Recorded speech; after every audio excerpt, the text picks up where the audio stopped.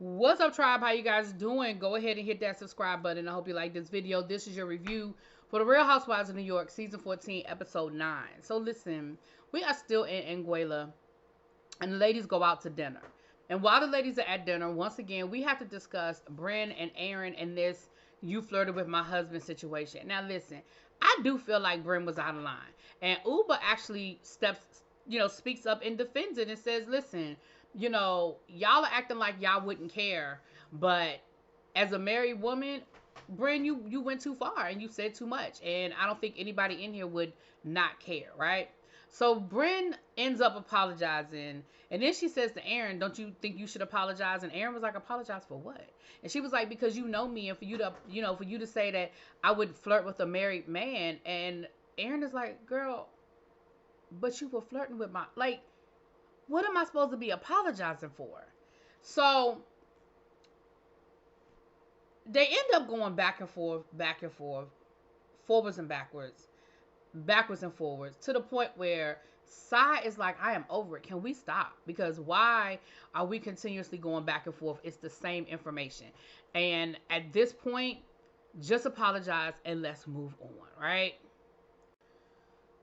So then we end up on this conversation again about Jenna coming in early, flying first class, and again, or business class, whatever. And again, I'm gonna say now what I said then. All of y'all would have done the same thing if given the opportunity. Like, you only flew business class. I mean, you only flew coach because that particular flight only had coach, and it was only like a 3-hour flight. But let's be clear. Y'all act like that's not something that y'all look at when y'all go to book a flight. I know every single one of y'all fly business class, first class, or hell, even private if it is available. So, and then Jenna was like, "Well, I just think that, I was high off of drugs, and I just don't think it should be held against me because I was on them heavy narcotics." And I don't even remember half of what I said. I remember eating that soup, and that's about it. Now, Jenna, I don't think that's true. I think you remember saying it, but at this point, you just tired of defending yourself, so you're just trying to blow it off. But I think you absolutely remember saying it. Then they start talking about Jenna using them as advertisement. Now, Jenna, they kind of right about that. But I don't see nothing wrong with it. Like, why else are you on the show unless you're going to use the opportunity to show off all the things you have going on with your business? I don't see the problem with that. But, girl, you are doing it. Then they start getting on Jenna about not being open and not sharing herself and not... Listen, I don't know what kind of friends y'all are, but there's no rule book that says that I'm obligated to tell you all my deepest, darkest secrets as soon as I meet you. These are the things that you build up to. These are the things that we work our way into. And for them to be like even Sai using the example of when she was at the photo shoot and she was like, "Well, you told this woman that wasn't even your real name. I didn't even know that." And Jenna was like, in that moment, that girl was shaking. She was so nervous. She was so scared. I was just trying to connect with her, and I was trying to get her to calm down. And I, in that moment, chose to share that story. Like, I didn't understand. It wasn't as serious. Like, it wasn't that much thought into it, and I didn't think it was going to be a problem. So then Brynn starts talking about, "I've told you guys all of my business, and you don't share anything with us." And Jenna was like, "Well, when was the opportunity?" And she going to say at Thanksgiving. Baby, everybody at the table was like, "Girl, no." Because had Jenna tried to interject in that moment while Brynn was sharing her childhood trauma and said, "Well, girl, Jenna's not my real name," everybody would have looked at her with the side eye, and everybody would have said how rude that was, how disrespectful that was. Like, everybody would have done that. And I just think that you guys constantly put Jenna in this impossible situation where she cannot win.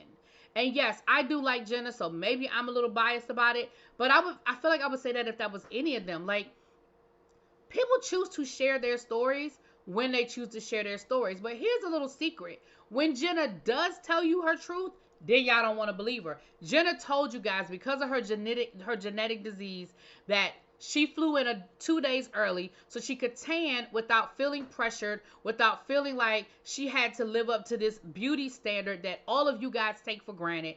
And when she did it, all y'all focused on was, well, she flew first class. She was just coming in early so she could fly first class. And that's not what it was. So when she does open up to you guys and she does tell you guys her business, you throw it back in her face. So I don't know how she gonna win. Like, she can't freaking win with y'all.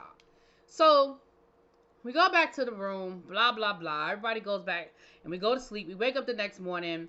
We're having breakfast. Sai's doing content. You know, Jessel and Uba talking. Sort of kind of about what happened last night and all that good stuff. And the ladies come out to have breakfast. And once again, Jenna is back in her sweats. Everybody else is coming out in their bathing suits. Jenna got on, you know, long sleeve shirt, pants, and everything else. I said, see, y'all didn't shame that woman into going back into her winter wardrobe in the middle of a 100-degree Anguilla, okay? And but the ladies look beautiful, right? They're sitting, you know, outside by the water, you know. So then the ladies start talking about Jenna's breakup and, you know, what type of a person she is in a relationship. And she's like, yeah, I'm real touchy-feely, you know, because I didn't really get a lot of that growing up. So then we get on Sai, and Sai starts telling her story about her mom and how her mom was an alcoholic. She said, you know, my mom was a great mom until she got in the bottle. And, you know, I tried everything. You know, I tried everything to save her, you know, got her in programs and did all of the things, but none of it really worked, and she eventually did die from her disease. And, you know, of course she was choked up about it and she was emotional about it. She said, and she looks just like her mom, and her mom was gorgeous. But at the end of the day, she said, you know, when my mom passed away, you know, I think she said she had a heart attack on a park bench by herself.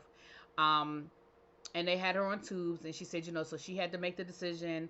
And she said, you know, they had a celebration for her mom. She's like, I didn't want anybody to remember my mom as, you know, the person who got swallowed up by this disease. Like, I wanted her to be remembered for the wonderful person that she was before that. And I just thought that was great. I thought that was wonderful, a wonderful way of looking at it. And so, of course, now we know a little bit more about Sai. So the ladies end up going outside. They go to the pool. I mean, to the beach. They're on a, you know, their own beach, and they have like a whole photo shoot, you know, and it was cute. You know, they did some cute pictures, and they sat out in the sun. And Jenna, of course, they ended up getting in the water, and Jenna, of course, didn't participate, and she felt some kind of way. And I was like, see, y'all done made her feel self-conscious, because she might have been frolicking in the water with y'all had y'all not attacked that woman when she came in the house, because she looked gorgeous. She had her back out, her arms out, her legs, well, she didn't really have her legs out, but she looked gorgeous. And now y'all done made her go back into her shell. So the ladies end up going out for lunch. It cracks me up how they're dressing up to go to these, like, cafes in the sand on park picnic tables, right? So while they're there, Bryn starts telling her story about wanting to have a baby and how she was getting her embryos frozen, and how the doctor asked her this question about, well, you know, who you're going to choose, and maybe you should, you know, talk to one of your exes, something to that effect. And Aaron was like, okay, I do not believe this story. And Bryn was like, why would I lie? And Aaron was like, I don't know. The story is just unbelievable. And she was like, exactly. That's why I'm telling it, because the story is crazy. But I'm not lying. Like, I wouldn't lie. So Bryn gets upset about it. And she's really hurt that Aaron would call her a liar, that Aaron would say, you're lying about this. And Bryn is like, this is something that's really important to me. Like, why would you do that? Why would you call me a liar? So, of course, this turns into a whole nother damn argument, child. Well, Aaron ends up apologizing. Now, Aaron's going to say, well, I didn't mean it like that. No, you meant exactly what you said, girl. You meant exactly what you said. You didn't believe her. You thought it was bullshit. But, they go back to the house, and Brenda's still really upset. She tells, Sai that she really doesn't want, they're going out to dinner that night, and she doesn't want to go. She was like, I just need a time out. I just need to kind of chill out. She goes to talk to Aaron, and Aaron does apologize, and they do a whole hug and stuff, you know, about the whole situation. And that's pretty much how the episode ends, child. Aaron and Bryn wear me out. I swear they do. But anyway, that's what it is. Y'all let me know what y'all think. I'll talk to y'all later. Peace.